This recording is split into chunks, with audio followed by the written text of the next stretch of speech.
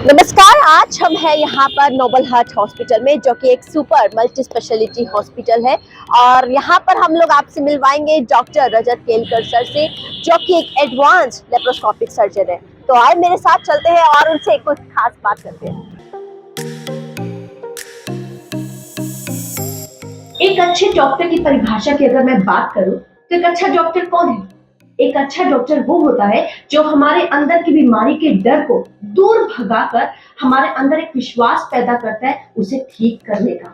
नमस्कार, मैं हूं पल्लवी और आज सिटी केबल डिजिटल मीडिया में मैं एक खास मुलाकात में लेके आई हूं हमारे बीच डॉक्टर रजत केलकर, जो कि नोबल हार्ट में एडवांस लेप्रोस्कोपिक सर्जन है। सर, जैसे कि मैंने बात करी एक अच्छे डॉक्टर की, और जैसा कि आपका एक प्रोफेशन है लेप्रोस्कोपिक सर्जन, तो हमारे दर्शक जानना चाहेंगे कि लेप्रोस्कोपिक होता क्या है सर? ये सर्जरी क्या है? हाँ जी, देखिए सबसे पहले मैं आपको ये बताना चाहता हूँ कि जो लेप्रोस्कोपिक सर्जरी होती है यानी कि मिनिमल एक्सेस सर्जरी, तो उसमें जो पहले ऑपरेशंस हम लोग ओपन सर्जरी से करते थे बड़े कट्स लगा के, तो इस सर्जरी में हम छोटे छोटे पंचर से ही ये ऑपरेशंस सफलतापूर्वक कर लेते हैं, और जिनको हम की होल सर्जरी भी बोलते हैं, क्योंकि इसमें हम सिर्फ होल्स करते हैं स्किन में और उससे सारी जो हमारे पेट की सर्जरीज होती हैं वो सारी हम सक्सेसफुली करते हैं।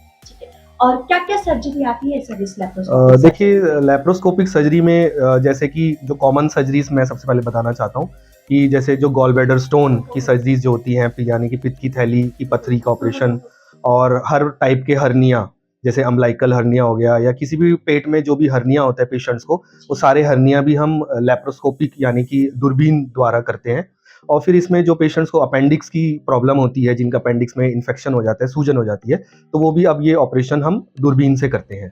और फिर इसमें हम बेरियाट्रिक सर्जरी, जो पेशेंट्स मोटापे से परेशान हैं, जो ओबीस पेशेंट हैं, जिनका वेट लॉस नहीं हो पा रहा है डाइट से या फिजिकल एक्टिविटी से, तो ये ऑपरेशन भी हम लेप्रोस्कोपी सर्जरी से करते हैं।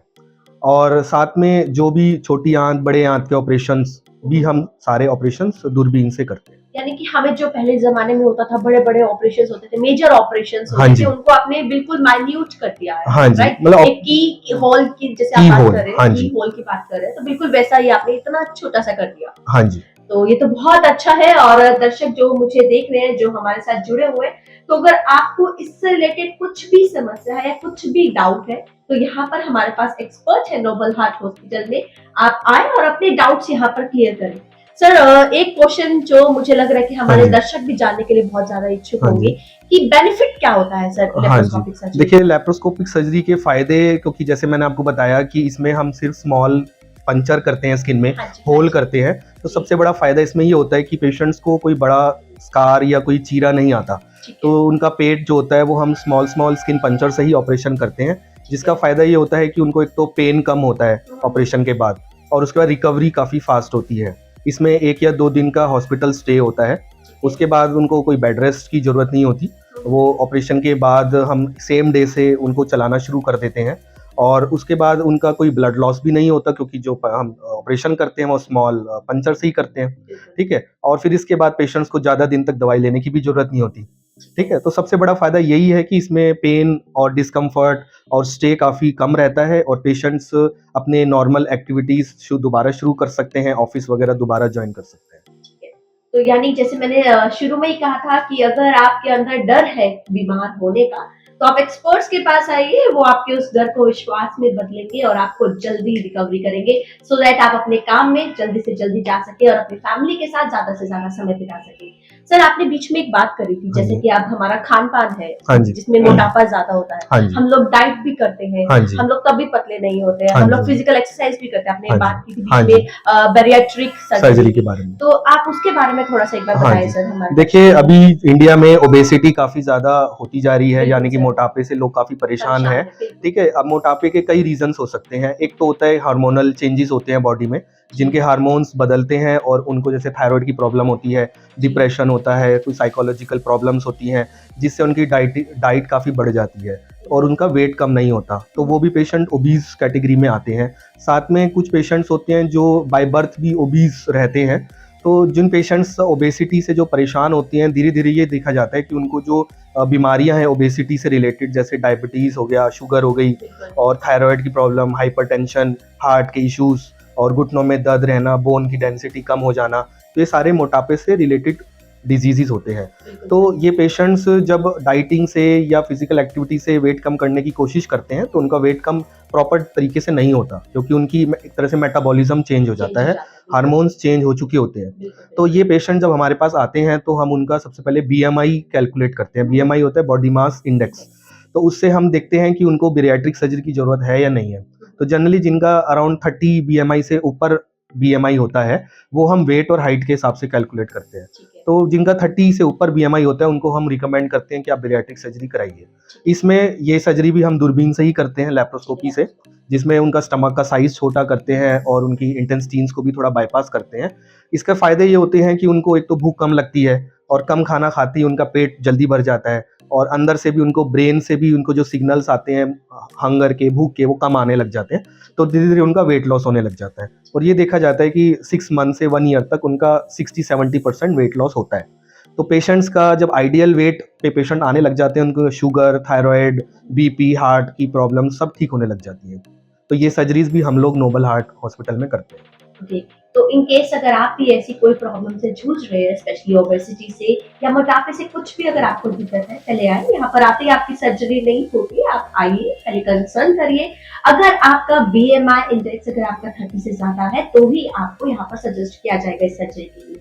सर, एक और सर्जरी के बारे में मैं यहाँ पे आपसे पूछना चाहूंगी, लेजर सर्जरी। सर, काफी नाम हो रहा है इस सर्जरी का, तो इसके बारे में एक बार थोड़ा बताएं सर। देखिए, लेजर सर्जरी आजकल काफी पॉपुलर है और इसमें हम जो लेजर जो हम यूज करते हैं वो डायोड लेजर यूज करते हैं।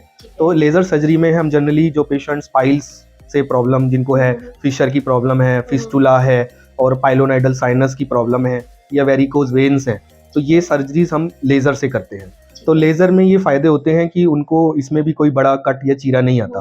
पहले ये देखा जाता था कि जो पेशेंट पाइल्स या फिशर की प्रॉब्लम होती थी तो जो हम कन्वेंशनल मेथड, पुराने मेथड से सर्जरी करते थे तो उसमें बड़े बड़े कट्स आते थे, तो पेशेंट को काफी पेन रहता था, आफ्टर सर्जरी बेड रेस्ट करना पड़ता था और सर्जरी के बाद ब्लीडिंग होती थी। अब ये चीज हम लेजर से करते हैं, तो उससे क्या होता है कि हम 24 घंटे में पेशेंट को डिस्चार्ज कर देते हैं और उसके बाद उनकी रिकवरी काफी फास्ट होती है और पेन, ब्लीडिंग, डिस्कम्फर्ट जो होता है काफी मिनिमम होता है और दवाइयों की जरूरत भी काफी लेस उनको जरूरत पड़ती है। तो लेजर सर्जरी अभी काफी पॉपुलर है और ये भी हम यहाँ पे नोबल हार्ट हॉस्पिटल में कर रहे हैं।